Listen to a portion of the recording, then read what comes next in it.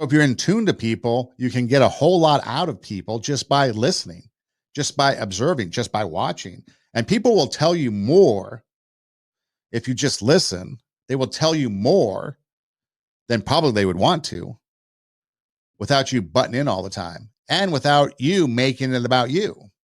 Just listen and the information will come flowing. So focus on the person. That's the other thing. You see these people on TV and they've got their script of questions they want to ask because they have an agenda. If you script questions and you want to make sure you get through all of them, now you just have an agenda. That's all it is. You're not there to listen to what they have to say. You're there to reach an agenda, whatever it might be. Listening is the most important part of the conversation process.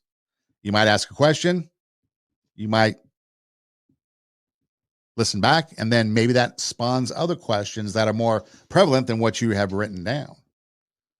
But listening, the most important part of conversation and the conversation process.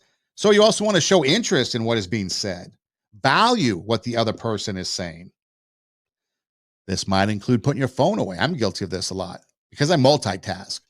I can function multitasking because when you produce radio shows for years, you become pretty good at multitasking, answering phones, trying to get a guest on, dealing with management, dealing with the host, dealing with the board operator.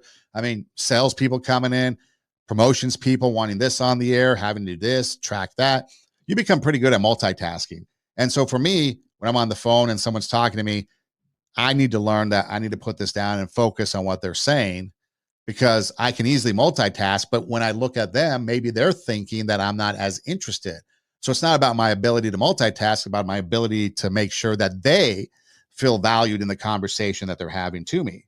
So that's something that I always have to keep kind of working on. So focus on the person. Put that phone down. Mute the TV. Put it on pause.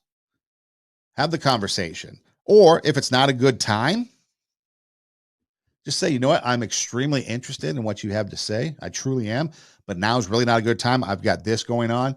Let's set a time. 5 minutes, 10 minutes, 30 minutes, whatever.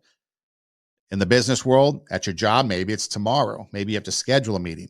If it's in the home or a social thing, maybe it's, hey, give me 5 minutes, then I'm all yours. 10 minutes just to complete this project. I'm all yours. Whatever it is. But value what they have to say. Don't just dismiss it. Another thing is don't be afraid to ask questions. One reason why people don't ask questions is because they don't want you to know that they don't know nothing. Hey, does anybody have any questions? Love this with students. You have any questions? No questions? We're all good? All right, here we go. Take the test. What? I don't understand this. Well, I just asked if you had any questions. No one had questions, and they all did poorly on a test. But if you don't know, ask.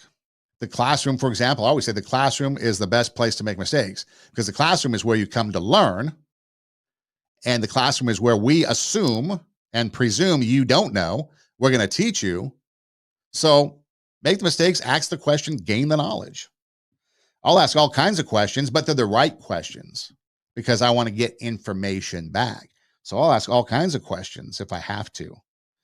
Questions allow us to gain knowledge and not just patronize the person.